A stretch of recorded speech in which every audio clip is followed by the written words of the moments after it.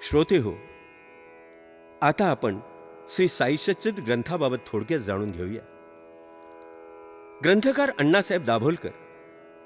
अण्णासाहेब दाभोलकर मूळचे दापोलीचे आणि काही काळ त्यांनी पालघर जिल्ह्यातील केळवे गावी वस्ती केली आहे. या अण्णासाहेब दाभोलकरांना बाबांनी हेमाडपंत असा किताब दिला आहे.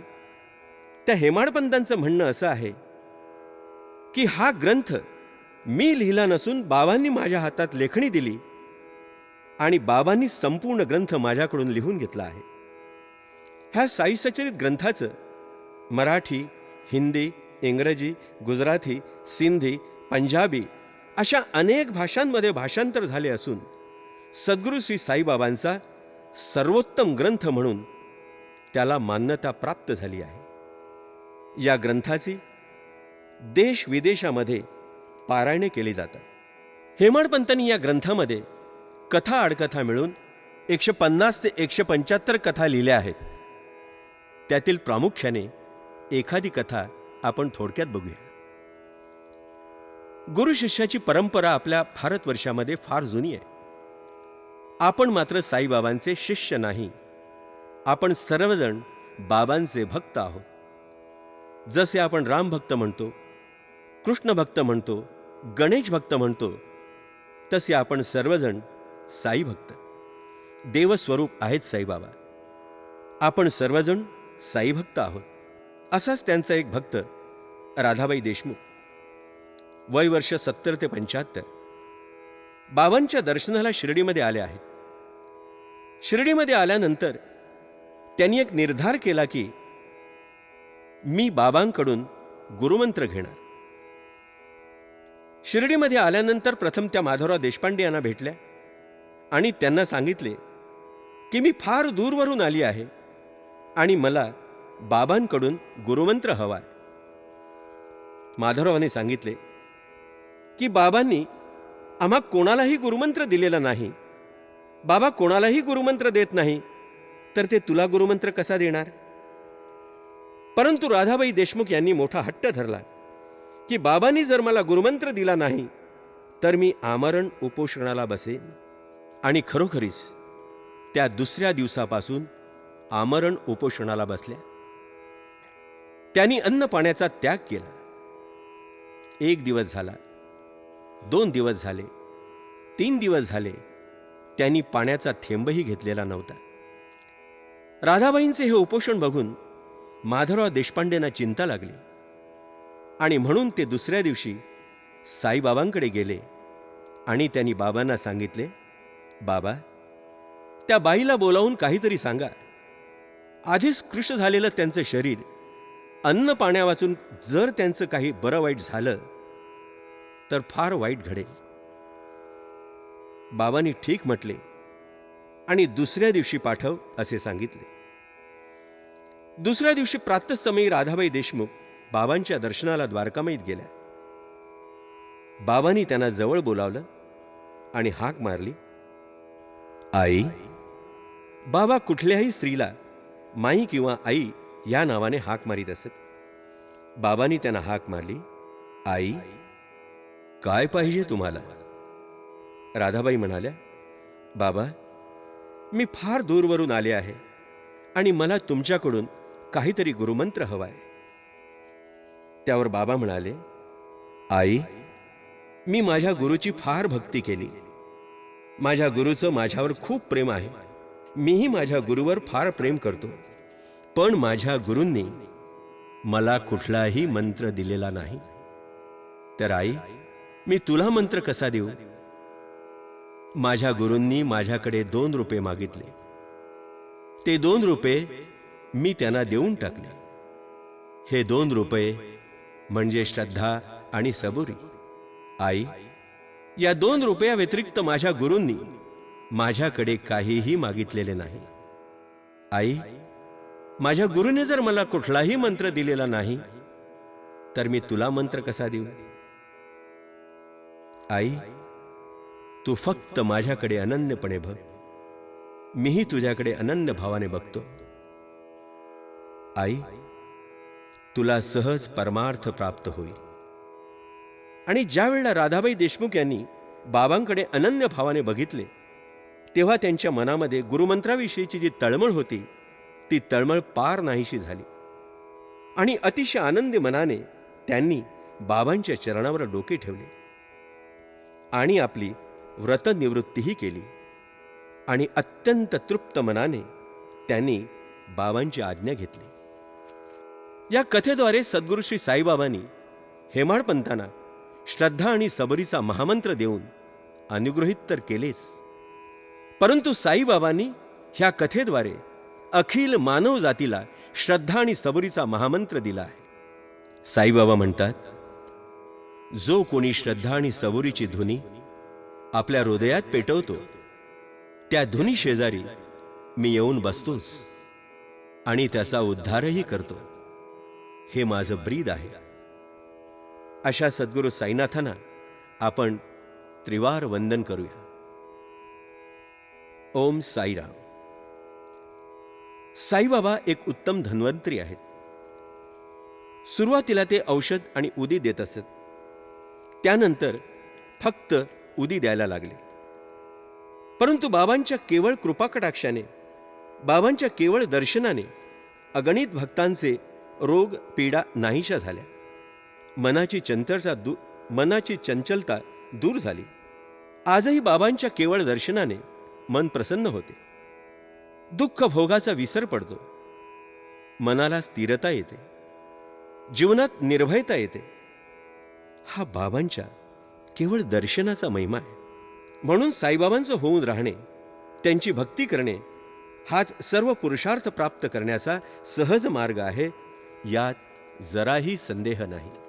साईबाबांनी विजयादशमीच्या दिवशी म्हणजे 15 ऑक्टोबर 1918 रोजी दुपारी 2:35 वाजता देह ठेवला आहे. देह ठेवण्याच्या वेळी बाबांनी आपल्या कफनीमध्ये हात घातला आणि 5 चांदीचे रुपये बाहेर काढले आणि लक्ष्मीबाई शिंदे यांच्या हाती दिले. पुन्हा बाबांनी कफनीमध्ये हात घातला आणि 4 रुपये काढले आणि तेही लक्ष्मीबाई शिंदे यांच्या हाती दिले. आणि त्यानंतर अतिशय क्षीण आवाजात बाबांनी सांगितले, मला आता बुटीच्या वाड्यात घेऊन जा. आणि त्यानंतर बाबांनी देह ठेवला आहे. हे 9 रुपये म्हणजे जणू नवविधा भक्तीचा मार्ग बाबांनी आपल्याला सुचविला आहे. ही नवविधा भक्ती म्हणजे श्रवण कीर्तन विष्णू स्मरण, अर्चन वंदन पाद संवाहन, दास्य सख्यच्या आत्मनिवेदन, भक्ती हे जाण नवविधा. हे नवविधा भक्तीचे 9 प्रकार बाबांनी आपल्याला सुचविले आहेत. परमेश्वर प्राप्तीचे 4 मार्ग आहेत. पहिला ज्ञानमार्ग, दुसरा कर्ममार्ग, तिसरा योगमार्ग आणि चौथा भक्तिमार्ग. बाबांना हे 4ही मार्ग अवगत आहेत. ज्ञानमार्ग प्राप्त झाल्यावर कदाचित आपल्याला अहंकार येण्याची शक्यता असते आणि म्हणून सर्वसाधारण संसारी माणसाला हा मार्ग ठीक नाही, हे बाबांनी जाणले. दुसरा मार्ग कर्ममार्ग. कर्मण्ये वाधिकारस्ते मा फलेषु कदाचन. अर्थात कर्म करीत राहायचे, माझ्या कर्माचा कर्ता करविता भगवंत आहे हे जाणून केलेले कर्म भगवंताला अर्पण करायचे आणि मग फळाचा स्वीकार करायचा. सर्वसाधारण माणसाला हाही अवघड असा मार्ग आहे. तिसरा मार्ग योग साधनेचा. या योग साधनेमुळे शरीराला कष्ट पडतात, म्हणून तोही अवघड असा मार्ग आहे. म्हणून सर्वात सोपा असा भक्ती मार्ग बाबांनी भक्तांना सुचविला आहे. अर्थात विशेष रूपाने असलेली नवविधा भक्ती बाबांनी आपल्याला सुचविली आहे. अण्णासाहेब दाभोलकरांनी हा जो श्री साई सच्चरित ग्रंथ लिहिलेला आहे, तो ग्रंथ त्यांनी सोप्या आणि रसाळ भाषेत लिहिलेला असून सद्गुरू भक्ती अधिक दृढ करणारा आहे.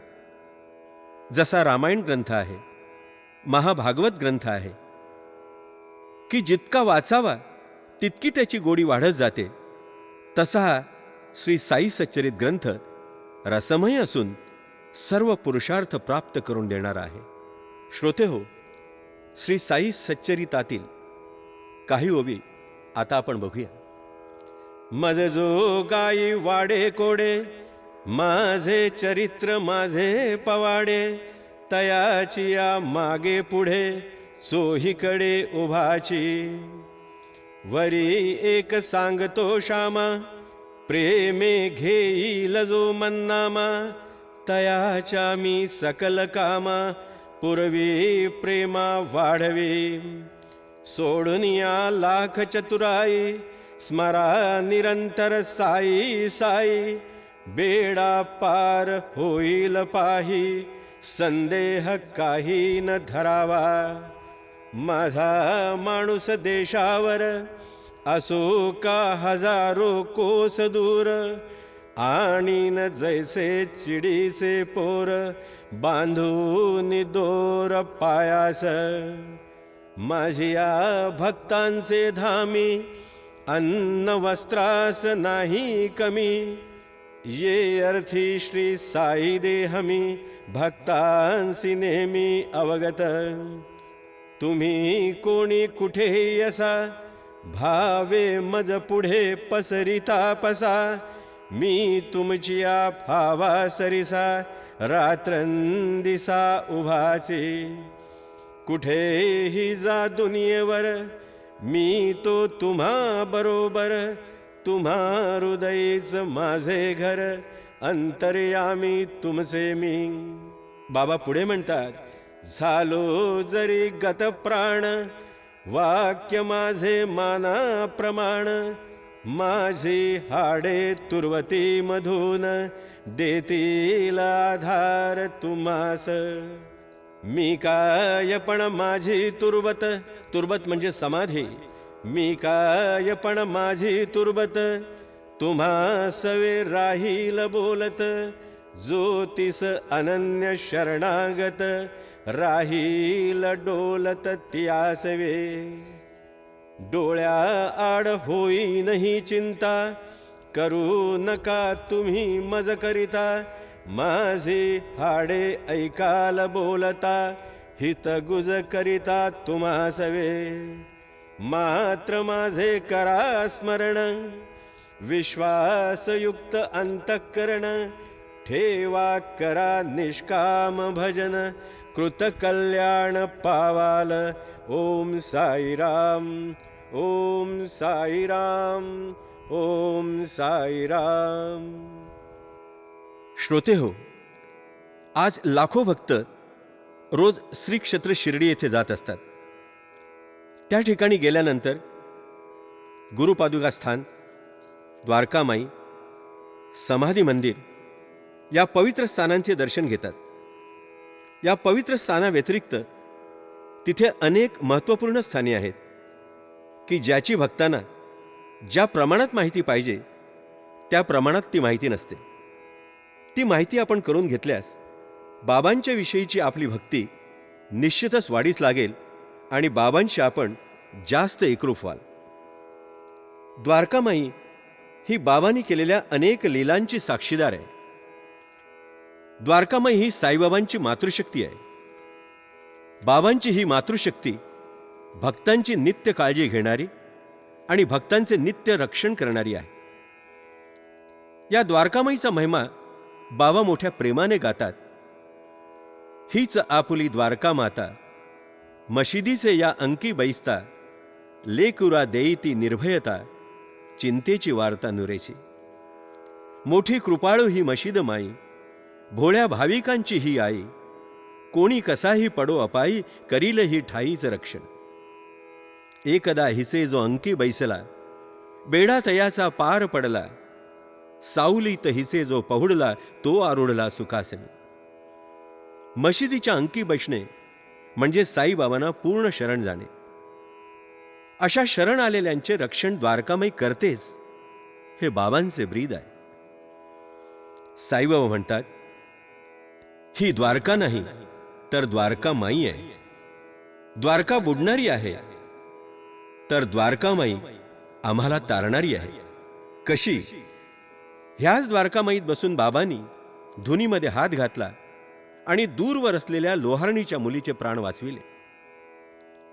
ह्याच द्वारकामाईत बसून बाबांनी नानासाहेब चांदोरकरांना गीतोपदेश केला आणि त्यांचे अज्ञान दूर केले.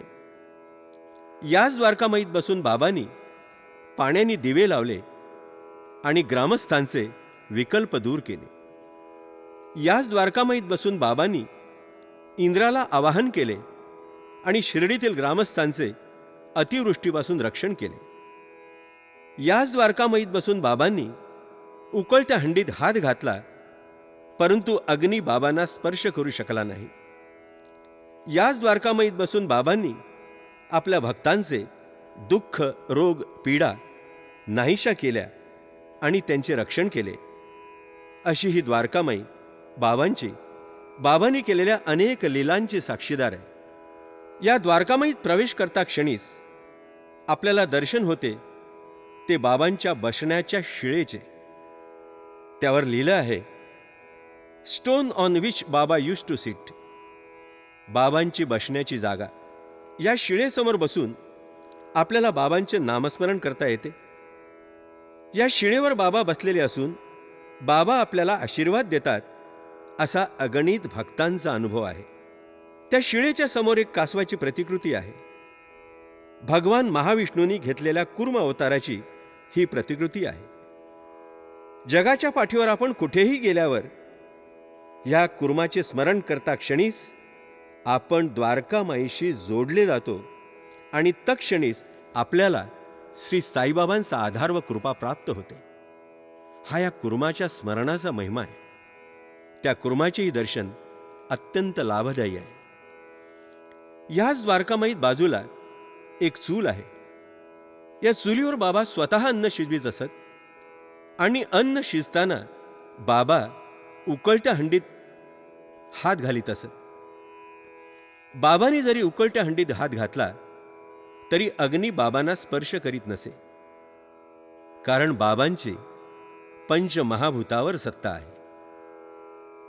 या चुलीच्या बाजूला एक लाकडी खांब आहे. अन्न शिजताना बाबा त्या खांबाला टेकून बसत असत. आपल्याला जर काही मानेचं दुखणं असेल, पाठीचं दुखणं असेल, तर आपण त्या खांबाला टेकून बसलो आहोत असा मनात विचार आणून बाबांना प्रार्थना करा, कारण हा खांब आम्हाला आजही बाबांच्या भक्तीत खंबीरपणे उभे राहण्याचा मार्ग दिग्दर्शित करीत आहे. त्या खांबाचेही दर्शन आम्हाला बाबांचे स्मरण करून देणारे आहे. या द्वारकामाईत आपलं लक्ष वेधून घेतो ती बाबांची द्वारकामाईतील तस्वीर. सन 1909 साली पार्ले, मुंबई येथील एक भक्त शामराव जयकर साईबाबांच्या दर्शनासाठी शिर्डी येथे आले होते. ते उत्तम चित्रकार असल्यामुळे बाबांच्या आज्ञेने त्यांनी बाबांचे एक चित्र काढले. चित्र काढून झाल्यानंतर ते चित्र साईबाबांना दाखविण्यात आले. ज्यावेळी साईबाबांनी हे चित्र बघितले तेव्हा बाबांनी ते चित्र आपल्या गळ्याशी लावले आणि शामरावांना सांगितले, श्याम, हे चित्र तू द्वारकामाईत ठेव. मी देहत्यागानंतर प्रत्यक्ष या चित्राच्या रूपाने माझ्या भक्तांना दर्शन देईन. ज्यावेळी आपण बाबांच्या या तस्वीरीचे दर्शन घेतो त्यावेळेला प्रत्यक्ष बाबा द्वारकामाईत बसलेले असून बाबा आपल्याशी बोलतात आणि आपल्या मनातील भाव जाणून बाबा आपल्यासाठी उचेत ते घडवून आणतात. हा लाखो करोडो भक्तांचा अनुभव आहे. हा बाबांच्या भक्तीचा महिमा आहे. द्वारकामाईतील बाबांचे दर्शन प्रत्येक भक्तासाठी अत्यंत कल्याणकारी आणि मोददायीही आहे. बाबांच्या तस्वीरीच्या बाजूला एक गव्हाचे पोते ठेवलेले आहे. त्यावर लिहिलेले आहे, बाबा का भिक्षाटन का अनाज.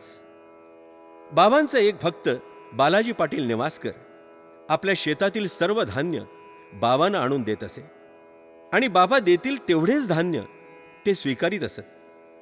त्या बालाजी पाटील नेवासकर यांच्या स्मृतीप्रित्यर्थ पोत्यात धान्य ठेवले आहे. श्रीरामनवमीच्या दिवशी ते धान्य बदलण्यात येते. त्या पोत्याच्या बाजूला जर बघितले तर त्या ठिकाणी समया जळत असतात. बाबा संपूर्ण द्वारकामाईमध्ये दिवे लावत असत, दीपोत्सव करीत असत. द्वारकामाईतील ह्या समया बाबांच्या वेळच्या आहेत. द्वारकामाईमध्ये जी धुनी पेटत आहे ती धुनी 1858 साली बाबांनी स्वतः आपल्या चिमट्यांनी प्रज्वलित केली आहे. बाबा सुरुवातीला औषध देत असत, नंतर बाबा ह्या धुनीतील केवळ उदी प्रसाद म्हणून द्यायला लागले. आज आपल्याला श्री क्षेत्र शिर्डी येथे गेल्यावर जी उदी मिळते ती उदी याच धुनीमध्ये तयार झालेली उदी आहे. उदी ही बाबांची संकल्पशक्ती आहे. जो कोणी साईबाबा सर्वसाक्षी आहेत या दृढ विश्वासाने उदी प्रसादाचा स्वीकार करतो त्याच्यासाठी ही उदी जणू संजीवनीच आहे. अशी ही द्वारकामाई बाबांनी केलेल्या अनेक लीलांची साक्षीदार आहे. ह्या द्वारकामाईच्या बाहेर पडल्यावर जवळच श्री साईबाबा संस्थान शिर्डी यांनी श्री साईबाबांच्या हस्तस्पर्शाने पावन झालेल्या वस्तूंच्या संग्रहालयाची अर्थात म्युझियमची खास व्यवस्था केली आहे. त्यात साईबाबांचे दुर्मिळ फोटो आहेत, साईबाबांनी वापरलेल्या चिलीम आहेत, साईंचा तकिया आहे, साईंची कफनी आहे, साईंचा हस्तस्पर्श झालेला द्वारकामाईतील मूळ फोटो आहे, साईंचे भिक्षाटनाचे भांडे आहे, साईंचा सटका आहे, साईबाबा ज्यात अन्न शिजवित असत त्या 2 हंडी तिथे ठेवलेल्या आहेत. ज्याच्यावर बसून बाबा स्नान करत असत ती शिळा देखील त्या ठिकाणी ठेवलेली आहे.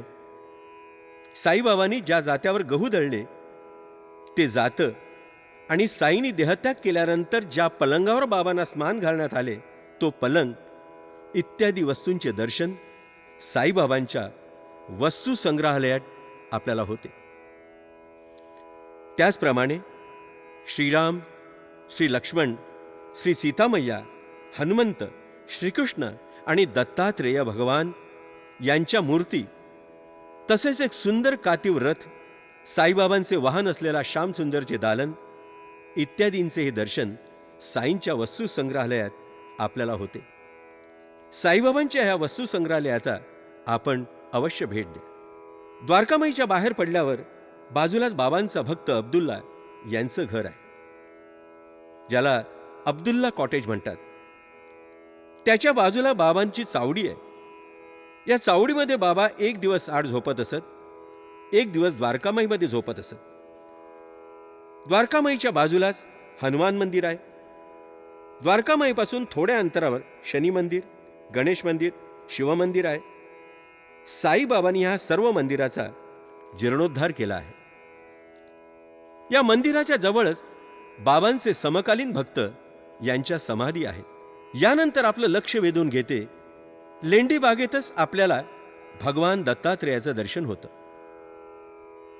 ह्या दत्तात्रेय मंदिराच्या बाजूलाच बाबांचे वाहन असलेला श्यामसुंदर नावाच्या घोड्याची समाधी आहे.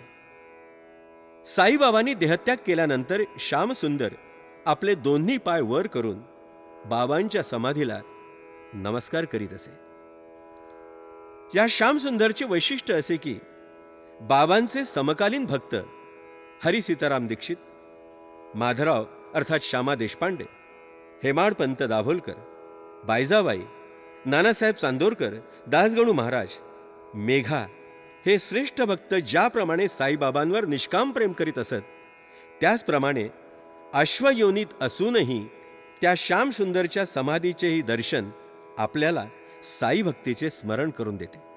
ही सर्व पवित्र स्थानं बघितल्यानंतर द्वारकामाईपासून थोड्या अंतरावर बाबा ज्यांच्या 72 पिढ्या जाणत होते त्या श्यामाचं अर्थात माधवराव देशपांडे यांचं घर आहे. बाबा 2 वेळा श्यामाच्या घरी गेले होते. बाबांनी त्यांना गणपतीची एक मोठी मूर्ती भेट दिली आहे.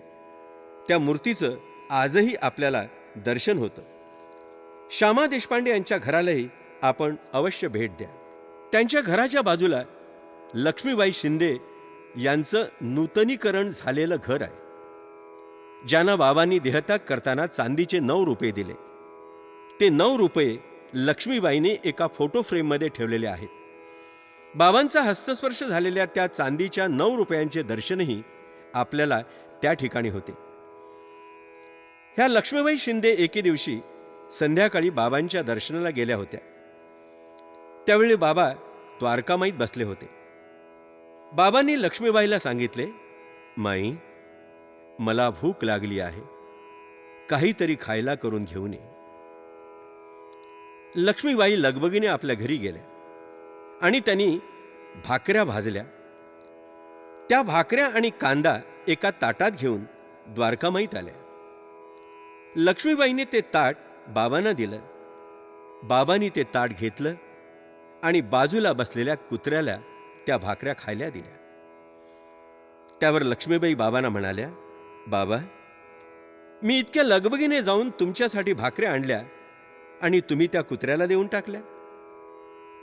त्यावर बाबा म्हणाले, माई, त्या कुत्र्याला जी भूक लागली होती तीच माझी भूक आहे. बाबांचा प्राणीमात्रांमध्ये सुद्धा कसा वास आहे हे आपल्याला या प्रसंगातून सहज ध्यानात येते. साईंच्या वस्तू संग्रहालयात जे जातं आहे ते याच लक्ष्मीबाई शिंदे यांच्या घरचं जातं आहे. त्या लक्ष्मीबाईच्या घरालाही आपण अवश्य भेट द्या. लक्ष्मीबाईच्या घराच्या बाजूला ज्यांनी बाबांचं आओ साई म्हणून स्वागत केलं, ज्यांनी बाबांसोबत 60 वर्षाहून अधिक काल व्यतीत केला, त्या म्हालसापती भगत यांचं घर आहे. त्यात त्यांची समाधी आहे.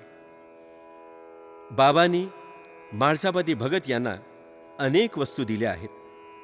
त्यात बाबांच्या पादुका आहेत, बाबांनी वापरलेली कफनी आहे, छडी आहे. त्या वस्तूंचं तेथे आपल्याला दर्शन घेता येतं. म्हालसापतींच्या समाधीचे दर्शन घेतल्यानंतर आपली शिर्डी यात्रा पूर्ण होते. म्हणून म्हालसापती भगत यांच्या घराला आपण अवश्य भेट द्या. ज्यावेळेला आपण शिर्डीला जातो त्यावेळेला पहाटे काकड आरतीपासून आपल्याला बाबांचे दर्शन घेता येते. पहाटे 4:30 वाजता भक्तांना समाधी मंदिरात आणि द्वारकामाईत प्रवेश दिला जातो व त्यानंतर काकड आरतीला सुरुवात होते. काकड आरतीनंतर आपल्याला बाबांचे दर्शन होते. त्यावेळी बाबांना दक्षिणाही अर्पण करता येते.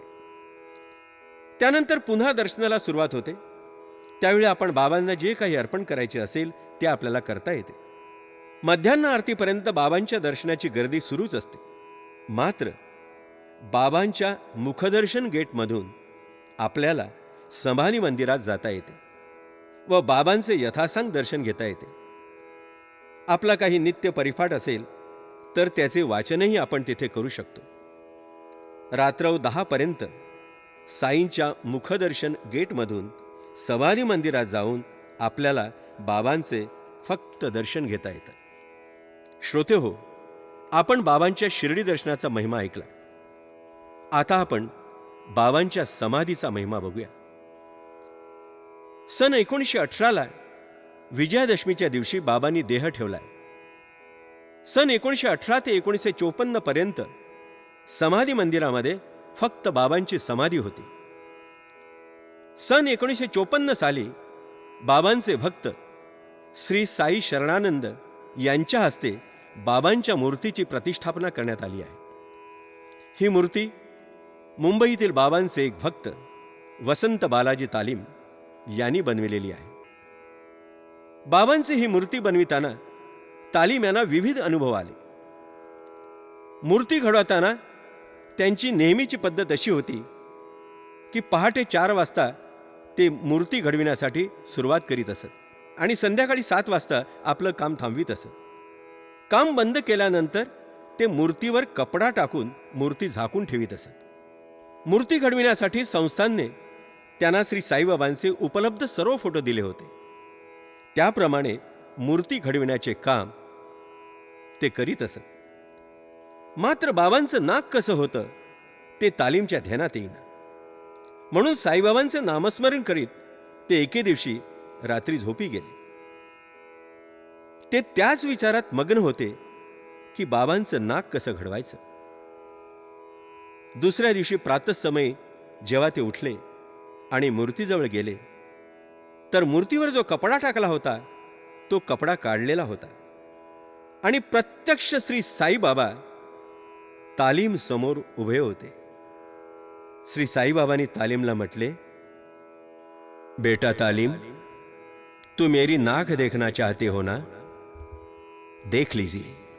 आणि बाबांनी तालीमला काही क्षण साक्षात दर्शन दिले.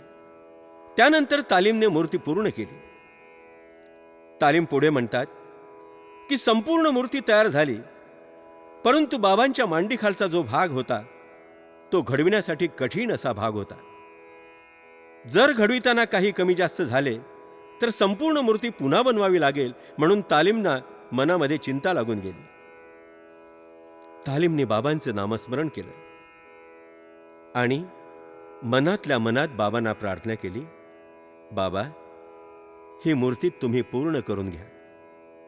आणि तालीम म्हणतात, त्या क्षणी मला मूर्तीमधून आवाज आला, बेटा तालीम, तू अपना काम जारी रख. आणि तालीमने कामाला सुरुवात केली. त्या क्षणी जो अनावश्यक भाग होता तो आपोआप गळून पडला. हे बघून तालीमच्या डोळ्यामध्ये अश्रू आले. तालीमने म्हटलं, ही मूर्ती मी बनविली नसून तुम्ही ही मूर्ती बनविली आहे. बाबा, इतकी चांगली मूर्ती तुम्ही माझ्या हातून बनविल्यामुळे यापुढे मी दुसरी कुठलीही मूर्ती बनविणार नाही. आणि तालीमने त्यानंतर दुसरी कुठलीही मूर्ती बनविलेली नाही. बाबांना जेव्हा सकाळी स्नान घातलं जातं तेव्हा बाबांच्या मूर्तीतून निघालेली स्पंदनं भक्तांना अतीव आनंद देऊन जातात. हा लाखो करोडो भक्तांचा अनुभव आहे.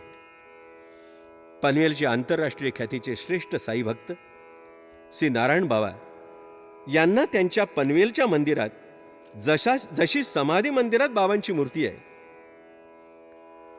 पनवेलचे आंतरराष्ट्रीय ख्यातीचे श्रेष्ठ साई भक्त श्री नारायण बाबा यांना त्यांच्या पनवेलच्या मंदिरात जशी समाधी मंदिरात बाबांची मूर्ती आहे तशी मूर्ती बनवायची होती.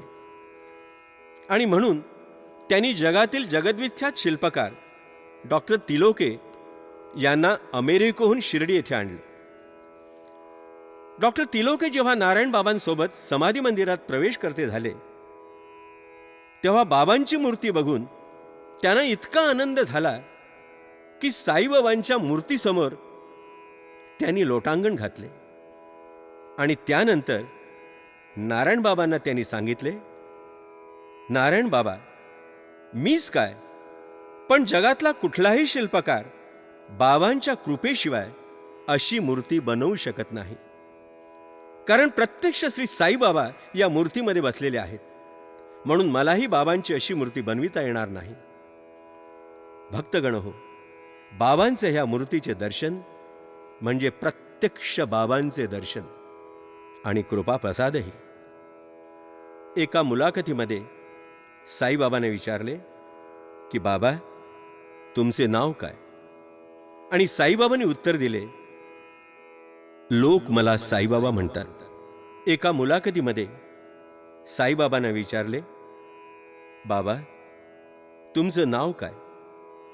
आणि बाबांनी उत्तर दिलं, लोक मला साईबाबा म्हणतात. लोक मला साईबाबा म्हणतात. साईबाबांना नाव नव्हते. एका मुलाखतीमध्ये साईबाबांना विचारले, बाबा, तुमचं नाव काय? आणि बाबांनी उत्तर दिलं, लोक मला साईबाबा म्हणतात. लोक मला साईबाबा म्हणतात. साईबाबांना नाव नव्हते, कारण सारी नावं बाबांचीच आहेत. साईबाबांना गाव नव्हतं, कारण सारं विश्व बाबांचं आहे. साईबाबा रुद्रावतार धारण करीत असत, पण बाबांच्या हृदयात करुणेचा अखंड झरा वाहत असे. साईबाबा भिक्षा मागत असत, पण लक्ष्मी माता त्यांच्या नित्य प्रसन्न आहेत. साईबाबांना नाव नव्हते, कारण सारी नावं बाबांचीच आहेत. साईबाबांना गाव नव्हतं, कारण सारं विश्व बाबांचं आहे. साईबाबा रुद्रावतार धारण करीत असत, पण बाबांच्या हृदयात करुणेचा अखंड झरा वाहत आहे. साईबाबा भिक्षा मागत असत, पण लक्ष्मी माता त्यांच्यावर नित्य प्रसन्न आहेत. साईबाबा दक्षिणा मागत असत, पण बाबा कुबेरांचेही कुबेर आहेत. साईबाबा भक्तांसोबत भजन करीत आणि हितगुजही करीत असत. त्यावेळी बाबांच्या मुखातून निघालेला एक एक शब्द वेदांत आहे. असे हे उच्च कोटीतील सद्गुरू श्री साईबाबा या महाराष्ट्राला, या भारतवर्षाला लाभले, ही बाबांची आपल्यावर झालेली महान कृपा आहे. साईबाबा आपल्या भक्तांना 3 प्रकारे मार्गदर्शन करतात. पहिला मार्ग म्हणजे बाबा भक्ताच्या हृदयातील अंतःप्रेरणा जागृत करून त्याला कार्य करण्यासाठी उद्युक्त करतात व ते कार्य पूर्ण करून घेतात. दुसरा मार्ग म्हणजे श्री साईबाबांच्या संकल्पनेप्रमाणे बाबा भक्ताला कोणाकडे जाण्याची प्रेरणा देतात आणि एखादा प्रसंग घडवून आणतात. त्या प्रसंगाद्वारे बाबा आपल्याला मार्ग दाखवतात. आणि तिसरा मार्ग म्हणजे बाबा स्वप्नदृष्टांत देतात व स्वप्नदृष्टांताप्रमाणे भक्तांना मार्ग दाखवतात. असे हे सर्वेश्वर श्री साईबाबा, ज्यांच्या केवळ दर्शनाने मन प्रसन्न होतं, ज्यांच्या नामस्मरणाने दुःख भोगाचा नाश होतो आणि ज्यांच्या कथा श्रवणाने भक्ती मार्ग वाढीस लागून अविद्येचा नाश होतो, त्या साईबाबांना प्रार्थना करूया की बाबा, तुमच्या चरणाची आम्हाला नित्य दर्शन घडो. बाबा, तुमच्या प्रेमाची आणि तुमच्यावरील आमच्या विश्वासाची अखंड ध्वनी आमच्या हृदयात तेवत राहो, हीच तुमच्या चरणी प्रार्थना. आणि बाबांची 11 वचने. शिर्डी सजाचे लागतील पाय, टळती अपाय सर्व त्याचे. शिर्डी सजाचे लागतील पाय, टळती अपाय सर्व त्यांचे. माझ्या समाधीची पायरी चढेल, दुःख हे हरेल सर्व त्यांचे. जरी हे शरीर गेलो मी टाकून, तरी मी धावेन भक्तांसाठी. नवसास माझी पावेल समाधी, धरा दृढ बुद्धी माझ्या ठाई. नित्य मी जिवंत जाणा हेची सत्य, नित्य घ्या प्रचित अनुभवे. शरण मज आला आणि वाया गेला, दाखवा दाखवा ऐसा कोणी. जो जो मज भजे जैशा जैशा भावे, तैसा तैसा पावे मीही त्यासी. तुमचा मी भार वाहीन सर्वथा, नव्हे हे अन्यथा वचन माझे. जाणा येथे आहे सहाय्य सर्वास, मागे जे जे त्यास ते ते लाभे. माझा जो जाहला काया वाचा मनी, तयाचा मी ऋणी सर्व काळ. साई म्हणे तोची तोची झाला धन्य, झाला जो अनन्य माझ्या पायी. ओम साईराम, ओम साईराम, ओम साईराम.